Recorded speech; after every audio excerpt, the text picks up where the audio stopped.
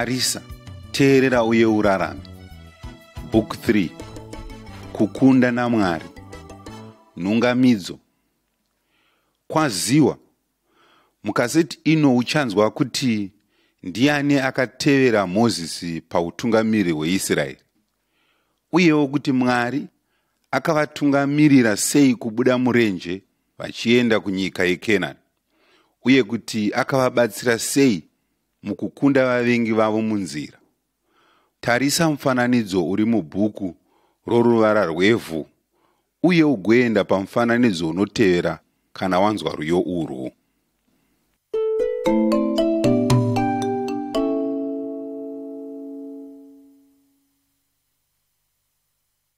Mufananidzo 1. Joshua anorwa navaAmareki. Ekisodo 17:8 kusvika 13, uye Mateyo 18:19. Vanhu veIsraeri vakanga vasati vava nenyika yavo.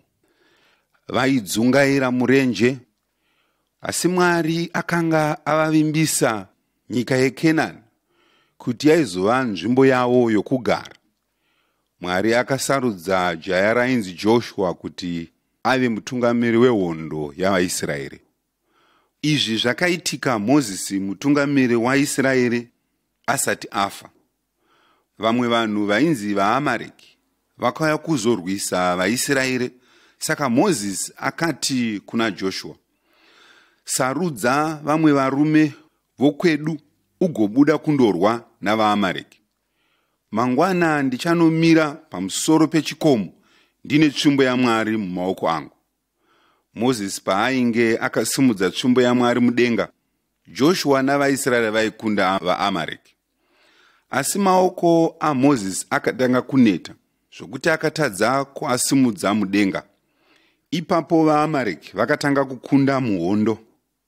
Saka varume vaviri vakasimudza maoko aMozisi kusvikira ava manheru, uye Mwari akabatsira Joshua kukunda Amareki.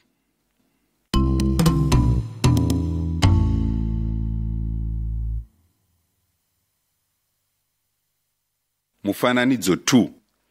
Vasori vanodzoka nemichero yokuKenani.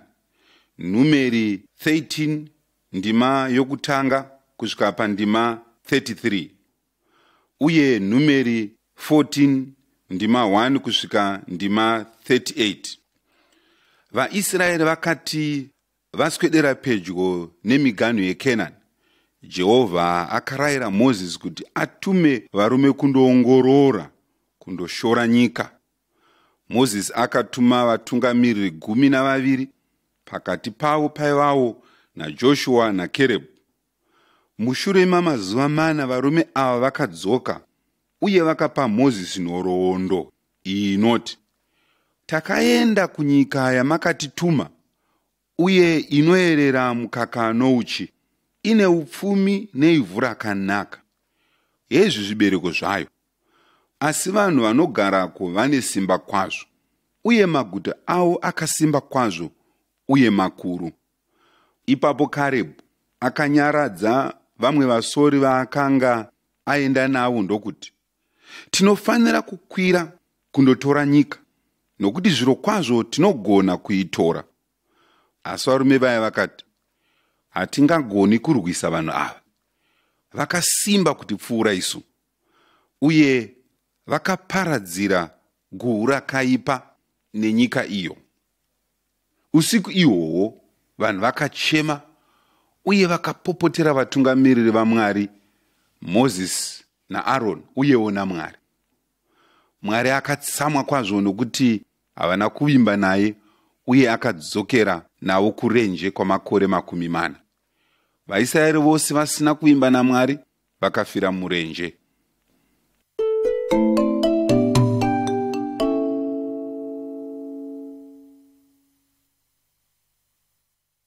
Mufananidzo 3. Vanhu veIsraeri vanoyambuka rwizi. Joshua 1 ndima 1 ndima 2, uyewo Joshua 3 ndima 1 kusvikira kundima 17. Mushure mokufa kwaMozisi, Mwari akasarudza Joshua kuti ave mutungamiriri wavaIsraeri. Ipapo Mwari akati kuna Joshua, Mozisi muranda wangu afa. Zvino iwe navanhu ava chigadzirirai kuyambuka rwizi Jorodhani mupinde munyika yandavakupa kuvana vaIsraeri. Simba utsunge mwoyo, nokuti uchatungamirira vanhu ava kuti vatore nyika yandakapikira madziteteguru avo. Mwari akavimbisa kuti aizova naJoshua uye akamurayira kuti ateerere shoko rake iye Mwari. Ipapo Mwari akaudza Joshua saizvozvo zvokuita. Vaprista veIsraeri vaiva nebhokisi raikosha rainzi areka. Mukati maro maiva nemirayiro yaMwari yakanga yakanyorwa pamawendefa amatombo.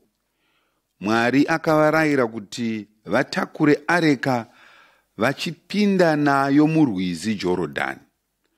Rwizi rwakanga ruzere, asi tsoka dzavaprista padzakangoguma mvura, rwizi rwakamira kuerera kubva kumusoro ndokubva kune rimwe divi kwaoma.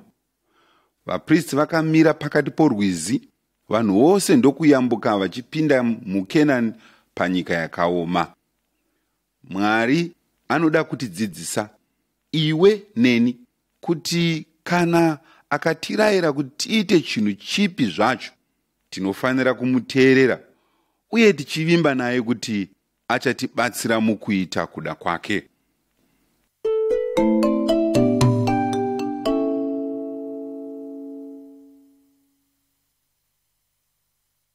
Mufananidzo 4. Masvingo eJeriko. Joshua 5 ndima 13 kusvika Joshua 7 ndima yekutanga. Vanhu veIsraeri vakadzika misasa muKenani pedyo neguta rainzi Jeriko.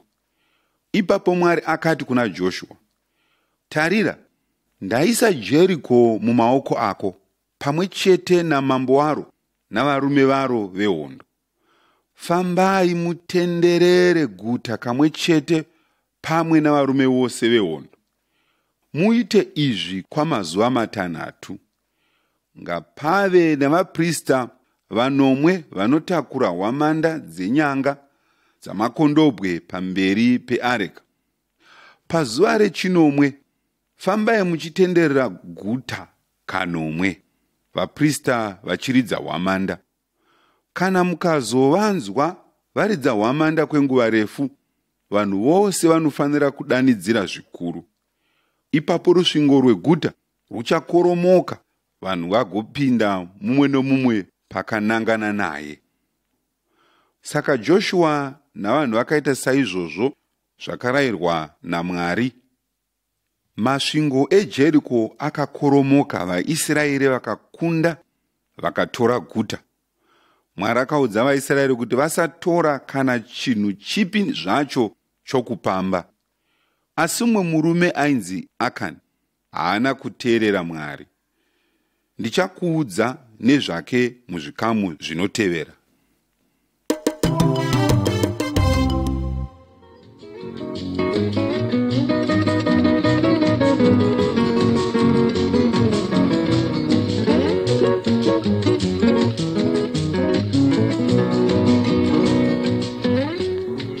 Mufananidzo 5. VaIsraeri vanodzinganiswa kubva kuAi. Joshua 7 ndima 1 kusvika ndima 12. Uye Joshua 6 ndima 18, ndima 19 nendima 24. Pedyo neJeriko pakanga pane rimwe guta ravavengi rainzi Ai. Joshua aifanira kukunda Aiwo, saka akatuma vasori kuti vandoona guta. Vasori vakadzoka vakati, hazvifaniri kuti vanhu vose vaende kundorwa neAi, nokuti ikoko kuna vanhu vashoma, kune hondo diki diki. Saka Joshua akatuma varwi vashoma shoma kuti vandotora Ai. Asi varume veAi vakavakurira ndokubva vakunda varume veIsraeri. Vamwe vaIsraeri vakaurayiwa, ndokubva vamwe vose vaita zvokutiza. Ipapo Joshua navakuru vatungamiriri veIsraeri vakawira pasi nezviso zvavo pamberi peareka yaJehovha varwadziwa zvikuru. Asi Mwari akati kuna Joshua, simuka, wawireiko pasi nechiso chako? VaIsraeri vatadza, vadarika sungano yangu, chibvumirano changu, yandakavarayira kuti vaichengete. Vatora zvimwe zvinhu zvakatukwa, vaba, vanyepa, vazvivhenganisa nezvinhu zvavo. Ndokusaka vaIsraeri vasingagoni kumisidzana navavengi vavo. Jehovha akanga audza vaIsraeri kuti vakumikidze sirivha negoridhe yose zvavainge vapamba kwaari mumba yake. Kubva pane izvozvi, tinodzidza kuti Mwari anoranga avo vanorega kumuteerera. Kana tikarega kuteerera Mwari, tinozvikuvadza isu uye tinogona kukuvadzisa vamwe zvikuru kwazvo.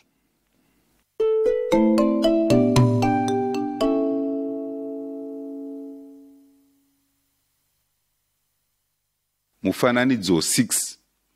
Kutongwa kwaAkani. Joshua 7 ndima 14 kusvika ndima 26. Joshua akaunganidza vanhu vose pamberi paMwari. Mwari akaratidza Joshua kuti Akani ndiye akanga amutadzira iye Mwari. Joshua akati kuna Akani, ndiudze kuti chii chawaita, usandivanzira. Uye Akani akati, ichokwadi, ndakatadzira Jehovha Mwari waIsraeri. Pandakaona pakati pezvakapambwa nguo yakanaka, sirivha negoridhe, ndakazvitora ndokuzviviga pasi mutende rangu. Varume vashoma vakaenda kunowana zvinhu izvi ndokuya nazvo kuna Joshua. Ipapo Akani akaurayiwa pamwe chete nemhuri yake, pfuma yavo yose ikaparadzwa, sokurayira kwanga kwaitwa Mwari. Mwari akadzora kutsamwa kwake ndokuti kuna Joshua, usatya kana kuvhundutswa. Tora varwi vose uinde unorwisa Ai, nokuti ndaisa mambo weAi navanhu vake neguta rake nenyika yake mumaoko ako. Saka vaIsraeri vakateerera Mwari ndokubva vakwanisa kukunda Ai. Mwari anoona zvose zvatinoita. Hatigoni kuvanza mabasa edu akaipa kubva kuna kwaari. Asi kana tiine urombo zvechokwadi nokuda kwezvivi zvedu, uye tikazvireurura kuna Mwari, anotiregerera uye anotichenesa kubva muzvivi zvedu, anotishambidza.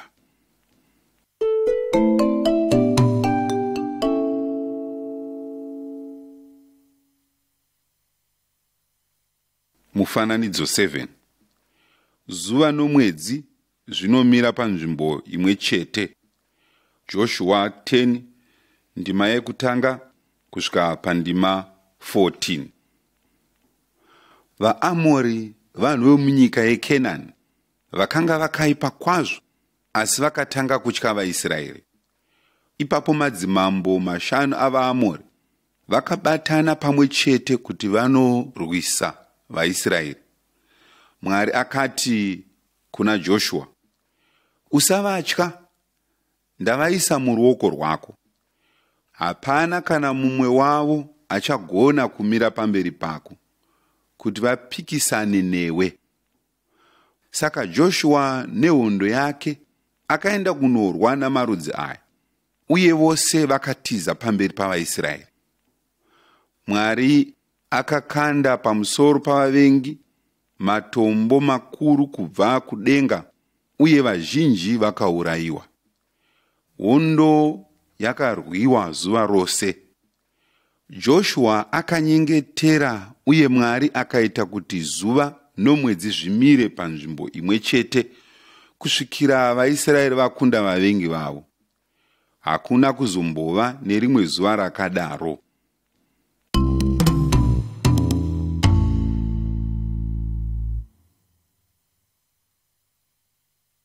Mufananidzo 8. Joshua anorayira vanhu. Joshua 23 ndima 1 kusvika Joshua 24 ndima 31. Joshua akati akwegura, akadana vanhu veIsraeri vose pamwe chete, akavayeuchidza pamusoro pezvinhu zvikuru zvavakanga vaitirwa naMwari, kuti akanga atungamirira madzitateguru avo kubva Ijipiti, uye kuti akanga avachengetedza sei, uye kuti akanga avarwira sei. Joshua akati kuvaIsraeri, simbai kwazvo, muchenjerere kuti muteerere zvose zvakanyorwa mubhuku romurayiro waMozisi, zvaakanga agamuchira kubva kuna Mwari, musingatsaukiri kurudyi kana kuruboshwe. Kana mukashumira Mwari uye mukamuteerera iye oga, achadzinga ndudzi dzasara pamberi penyu, uye muchapiwa senhaka yenyu nyika yose yeKenani. Asi kana mukashumira vamwe vaMwari, muchaparara munyika yakanaka yamakavimbiswa naMwari. Sarudzai zuva ranhasi kuti muchashumira ani. Mushure maizvozvo Joshua akafa.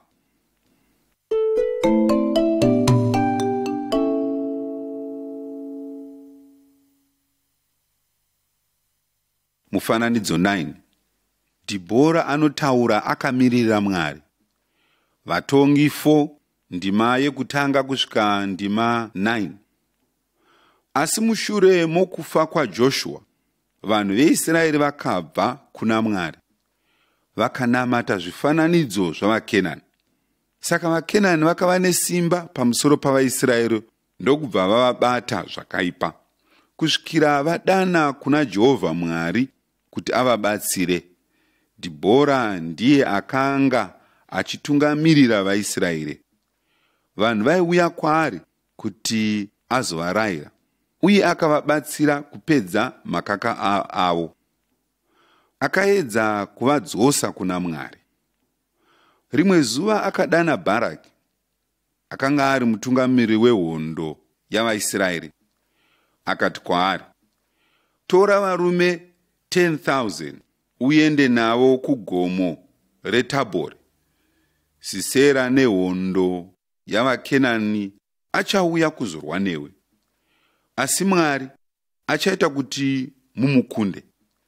Bharaki akatya, akati kuna Dhibhora, kana imi mukaenda neni ndichaenda, asi kana musingaendi neni handingaendi. Saka Dhibhora akati, ndichaenda newe, asi nokuda kwenzira yauri kuda kuita nayo izvi, kukudzwa hakungavi kwako, nokuti Jehovha achaisa Sisera muruoko rwomukadzi.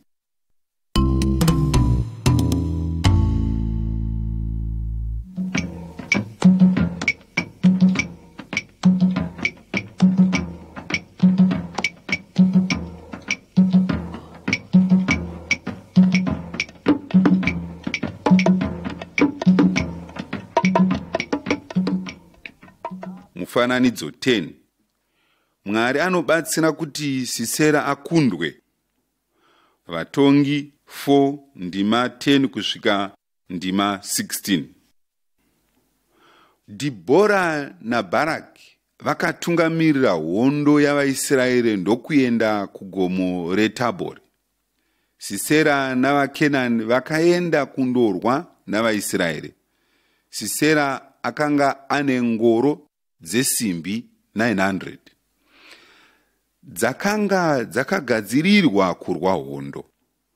Asi ngoro idzi dzakanga dzichinyanya kurema kuti dzifambiswe muvhu rakatsetseka romumupata werwizi makanga muine hondo yavaIsraeri. Bharaki nehondo yavaIsraeri paakaenda mberi kundorwisa Sisera, Mwari akaita kuti pakati pavarwi vavaKenani pave nebongozozo. Sisera akasiya ngoro yake ndokutiza netsoka. Asi Bharaki akatevera ngoro dzavaKenani ndokuuraya varwi vose nomunondo. Hakuna kana murume mumwe chete akasara. Saka vachibatsirwa naJehovha, varwi vaIsraeri vakakwanisa kukunda hondo yeKenani. Sisera chete ndiye akapukunyuka.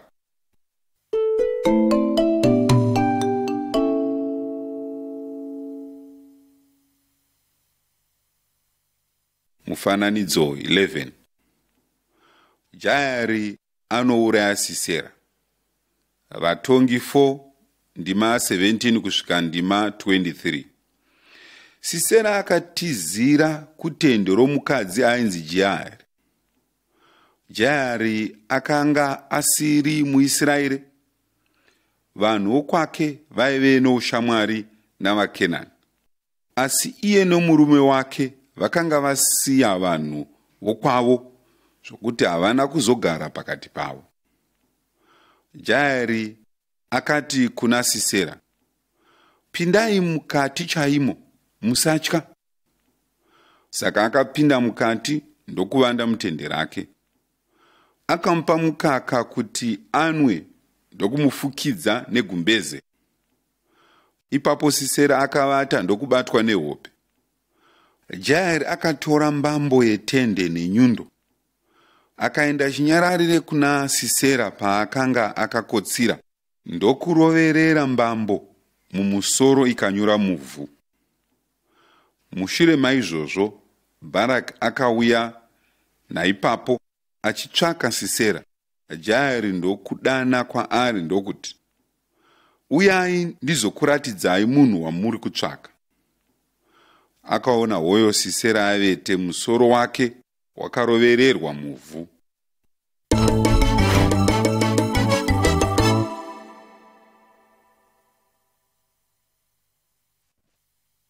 Mufananidzo 12.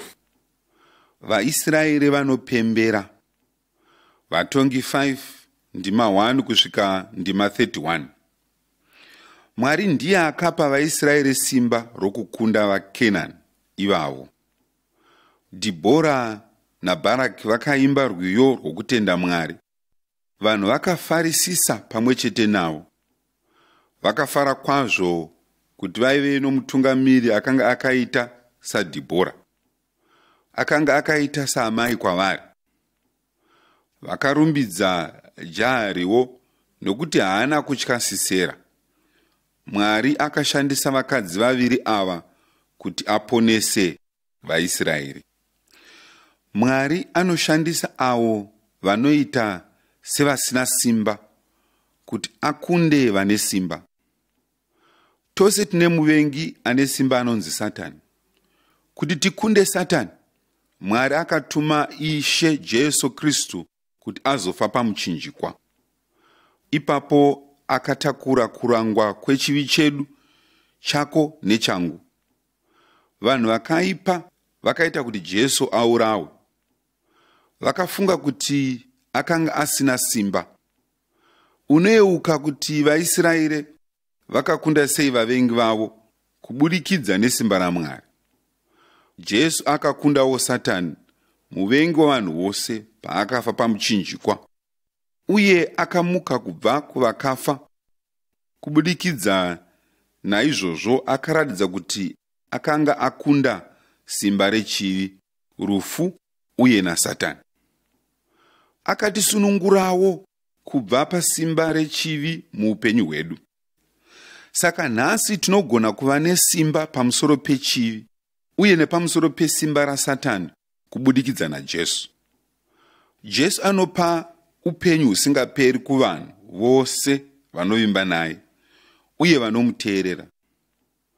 Naizvozvo ngatiimbei uye tifare, tinamate Mwari wechokwadi mumwe chete.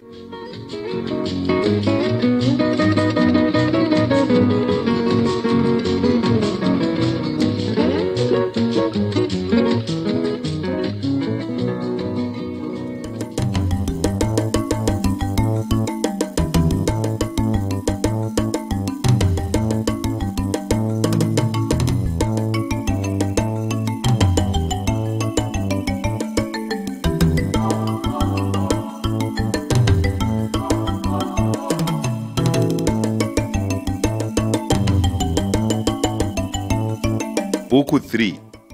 Kukunda naMwari. Nhungamidzo. Tarisa, teerera uye ugodzidza zvidzidzo izvi zvinobva muBhaibheri, uye ugouyeuka kuenda pamufananidzo unotevera paunonzwa rwiyo urwu.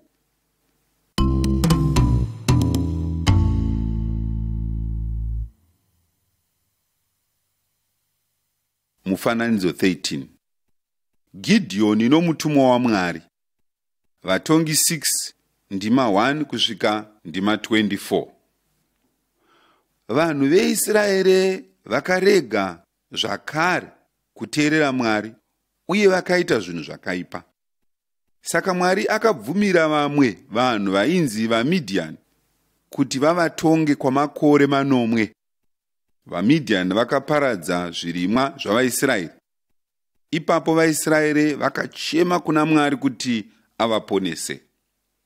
Rimwe zuva mumwe murume ainzi Gidheoni akanga achipura gorosi muchisviniro chake chewaini. Akanga achivanza gorosi kubva kuvaMidhiani. Mutumwa waMwari akazviratidza kuna Gidheoni ndokuti, Jehovha anewe, iwe murume wesimba noumhare. Gidheoni akapindura achiti, asika, ishe wangu, kana Jehovha anesu, seiko zvinhu zvose izvi zvakaitika kwatiri? Asi Jehovha akakurudzira Gidheoni achiti, enda nesimba rawinaro, uponese Israeri kubva muruoko rwavaMidhiani. Handisini ndakutuma here? Gidheoni aiziva kuti imba yake ndiyo yakanga iri dukusa murudzi rwake, uye iye ndiye akanga asingakoshi kupfuura vose mumhuri yake. Asi mutumwa waMwari akatiwo kwaari, ndichava newe, uye iwe uchauraya vaMidhiani vose pamwe chete. Gidheoni akapa mutumwa chipiriso. Mutumwa akagunzva zvokudya zvechipiriso netsvimbo yake. Pakarepo moto wakabvira uye mutumwa akanyangarika. Ipapo Gidheoni akaziva kuti Mwari akanga ataura kwaari.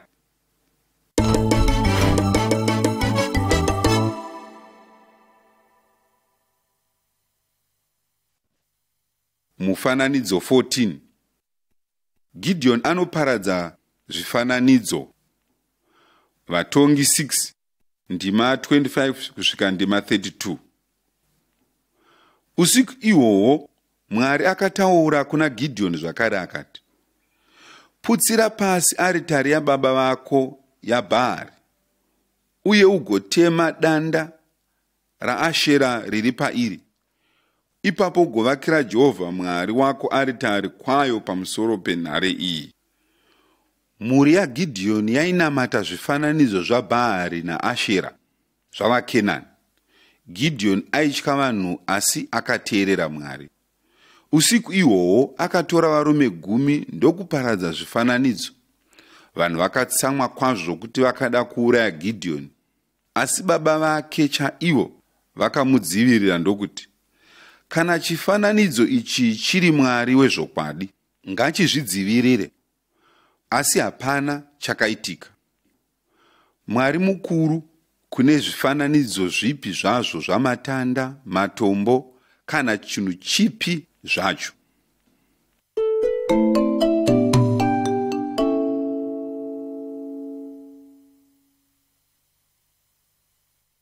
Mufananidzo 15.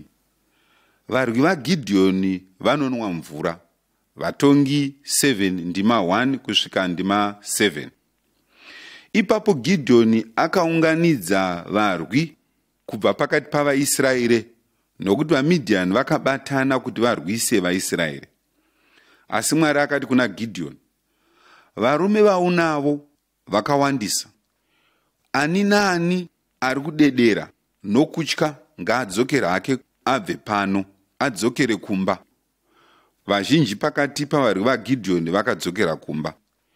Mwari akataurazve kuna Gidheoni akati, vanhu vachakangowandisa, enda navo kumvura, uye ndichavasanangurira ikoko. Saka Gideon akatora varwi vake ndokuenda navo kumvura kuti vandonwa. Vazhinji pakati pavarume ava vakafugama ndokunwa mvura. Varume 300 chete ndivo vakanwa mvura vachikapa vachiisa kumiromo. Ipapo Mwari akati, namazana 300 avarume vanwa mvura vachikapa ava, ndichaisa vaMidhiani mumaoko ako rwiyo.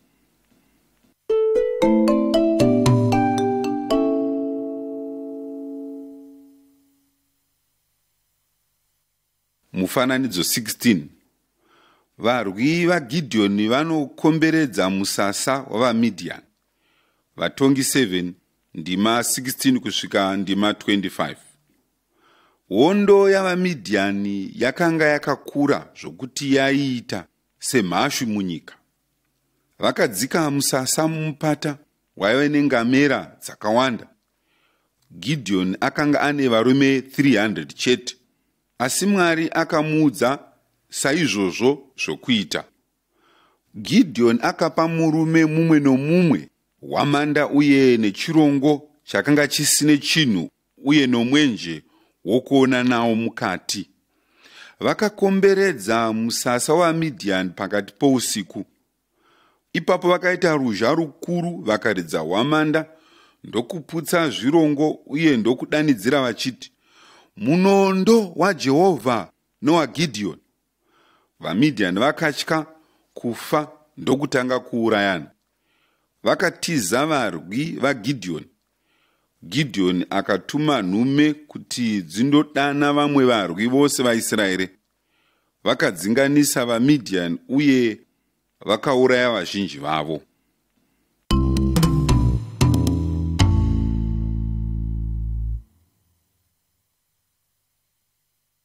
Mufananidzo 17. Samsoni anouraya shumba. Vatongi 13 ndima 1 kusvika Vatongi 14 ndima 19. Mushure mokufa kwaGidheoni, vaIsraeri vakabvazve kuna Mwari. Saka Mwari akabvumira vaFiristia, rudzi rwakanga rune utsinye kwazvo, kuti ruvatonge kwamakore 40. Ipapo Mwari akatumazve mutungamiriri uye akamupa simba rokuti aponese Israeri. Zita rake ainzi Samsoni. Mweya waJehovha pawakauya pamusoro paSamsoni, akava nesimba kwazvo. Samsoni haana kumbovevura bvudzi rake. Bvudzi rake refu ndiro raiva chiratidzo chokuti aiva munhu waMwari. Chakavanzika ichocho ndicho chaiva seri kwesimba rake. Samsoni akadanana nomumwe mukadzi wechiFiristia, ndokubva ati kuna baba vake, nditorerei iye ave mukadzi wangu, ndiye akanaka kwandiri. Samsoni paakanga ari munzira achienda kumusha kwomukadzi iyeye, akarwiswa neshumba. Samsoni akanga ane simba zvokuti akauraya shumba namaoko ake. Akawana mukadzi muFiristia uya, asi iye akamuderedza pamberi pavaFiristia. Samsoni akauraya vaFiristia 30 mukutsamwa kwake. Ipapo akadzokera kumusha kwababa vake.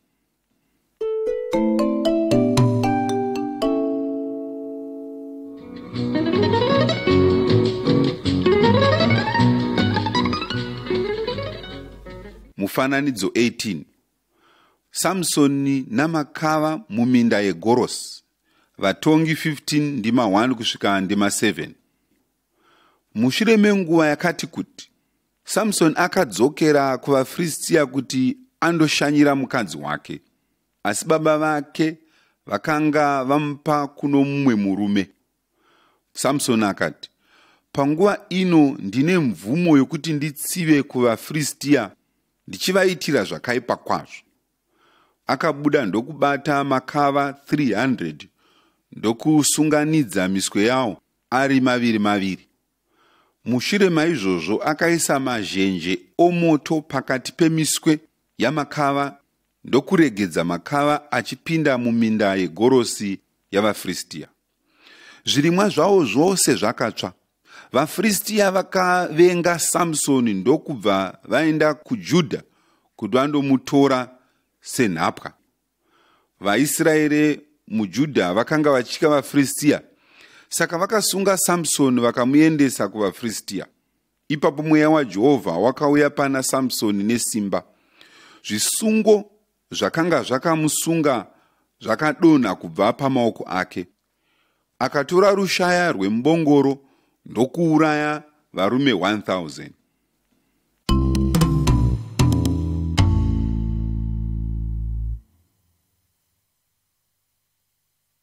Mufananidzo 19.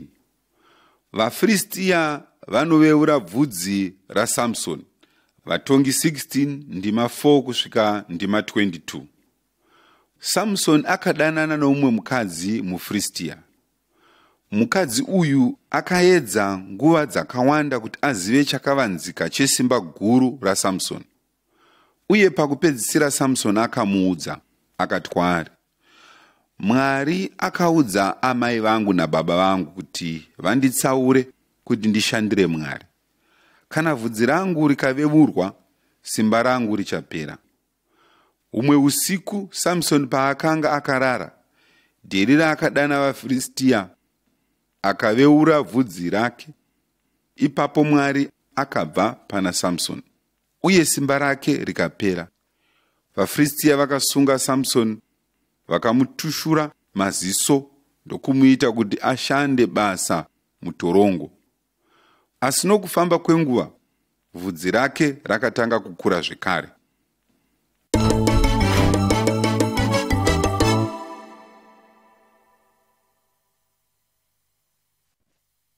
Mufananidzo 20. Samsoni anouraya vaFiristia. Vatongi 16 ndima 23 kusvika ndima 31. Samsoni ava mutorongo. VaFiristia vakafara kwazvo, uye vatungamiri vavo vakaitira chifananidzo chavo chibayiro. Vakaita kuti Samsoni uyo akanga ava bofu auyiswe kubva kutorongo kuti azofadza vanhu. Vakamuseka. Mutemberi makanga muine vanhu vazhinji kwazvo, uye padenga panga paine vanhu 3000. Samsoni akakumbira muranda wechiFiristia akanga achimutungamirira kuti amubvumire kuti azembere pambiru dzaitsigira temberi yechifananidzo iyi. Ipapo Samsoni akanyengetera kuna Mwari achiti, Haiwa, Ishe Jehovha, ndirangarirei. Imi Mwari, ndapota hangu ndisimbisei hangu nguva ino bedzi. Samsoni akasunda mbiru nesimba rake rose, temberi ndokuwira pamusoro pavanhu vose. Samsoni navaFiristia vaive mutemberi vakafa pamwe chete. Mwari akaita kuti Samsoni akunde vaFiristia. Pazuva rokufa kwake, Mwari akaita kuti Samsoni akunde vaFiristia. Pazuva iroro akauraya vaFiristia vakawanda kupfuura vose vaakambenge auraya.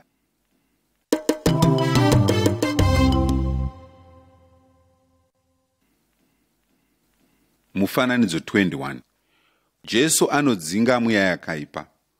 Ruka 8 ndima 26 kusvika ndima 39. Makore akawanda kwazvo mushure maGidheoni naSamsoni, Jesu akagara munyika yeIsraeri. Rimwe zuva akasangana nomumwe murume akanga akabatwa nemweya yakaipa mizhinji. Murume uyu akawira pasi pamberi paJesu ndokuti, Munodeiko kwandiri Jesu, mwanakomana waMwari wokumusoro-soro? Ndinokukumbirisai, regai kunditambudza. Mweya iyi yaiziva kuti Jesu akanga ari mwanakomana waMwari. Jesu akarayira mweya iyi kuti ibude mumurume uya. Mweya iya yakapinda muboka renguruve rakanga riri pedyo. Nguruve dzakamhanyira kumawere dzose ndokuwira mugungwa ndokunyura. Vanhu vakatanga kuona kuti Jesu akanga ane simba pamusoro paSatani nemweya yakaipa. Hongu, kunyangwe nemweya yaitofanira kumuteerera. Shoko raMwari rinotidzidzisa kuti Jesu akagamuchira simba rose kudenga napanyika. ane simba rokudzinga mweya yakaipa. Mweya yakaipa ine masimba makuru, asi inogona kudzingwa muzita raJesu kubudikidza nesimba remweya mutsvene wake.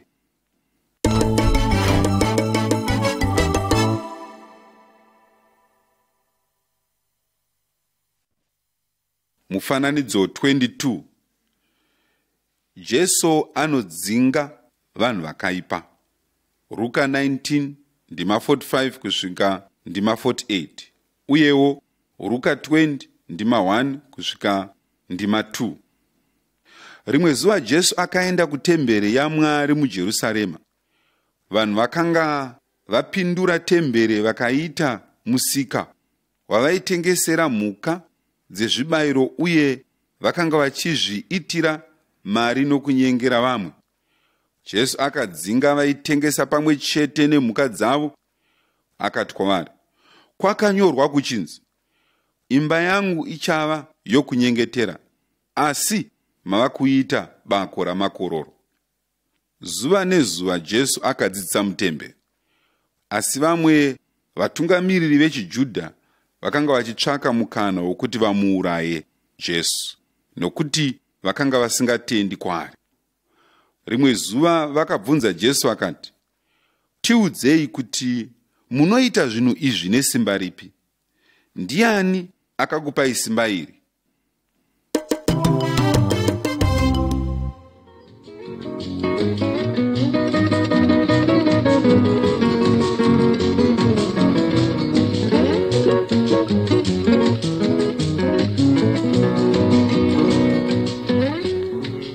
Mufananidzo 23. Jesu mupenyu mushure mekunge ambofa. Matiyo 28 ndima 16 kusvika ndima 20. Vamwe pakati pavatungamiri vechiJudha vaiva vavengi vaJesu vakashandisa vamwe vanhu kuti vamuuraye. Varwi vakaroverera Jesu pamuchinjikwa womuti, ipapo akafa. Asi pazuva rechitatu Mwari akamumutsa kubva kuvakafa. Mwari akapa Jesu simba pamusoro porufu. Haachafa zvakare. Kumuka kwake kubva kuvakafa kwakaratidza kuti ndiye mwanakomana waMwari. Jesu akati kuvateveri vake, simba rose kudenga napanyika rakapiwa kwandiri.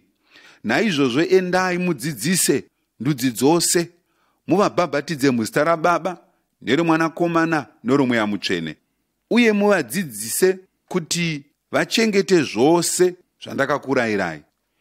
Uye zvechokwadi ndinemi kusvikira pakuguma kwenyika. Jesu akakunda chivi norufu. Kuvanhu vose vanotevera Jesu, Mwari anopa mweya mutsvene wake. Mweya mutsvene anobatsira mutendi kuti ade Mwari uye ateerere shoko rake.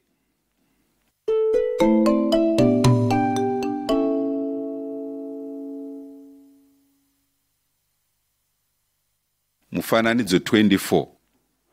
Murwi waMwari. VaEfeso ndima 10 kusvika ndima 18.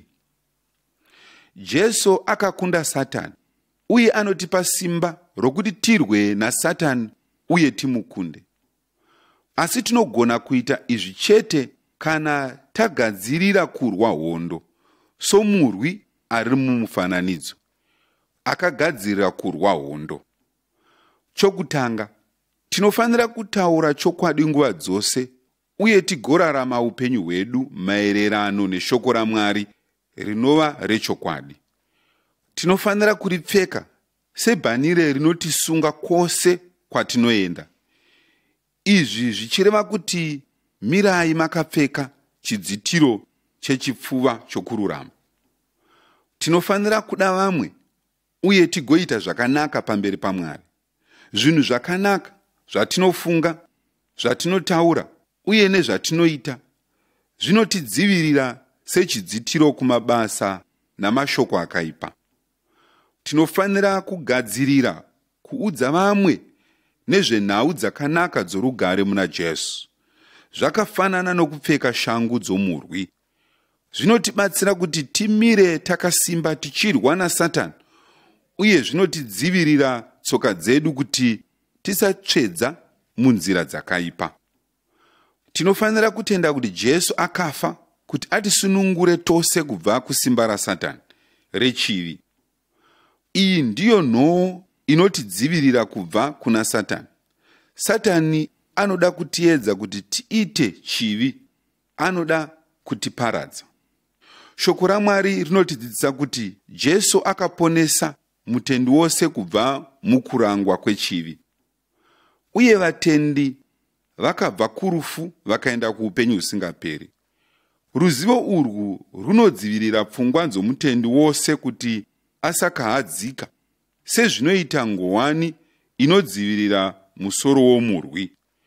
Shoko raMwari ndiro munondo womweya mutsvene waMwari. Shoko raMwari nderechokwadi. Mutendi wose anofanira kushandisa shoko raMwari kuti aparadze nhema dzaSatani. Muzvinhu zvose izvi tinofanira kunyengetera kuna Mwari, tigoteerera kumhinduro dzake uye nokurayira kwake. Ipapo tichavawo nechikamu mukukunda kwaMwari kwaanoita Satani, chivi uye norufu rusingaperi. Ipapo tichararama naMwari nokusingaperi, kunyangwe patinofa. Idzi nhau dzakanaka dzokuti munhu wose anofanira kudzinzwa.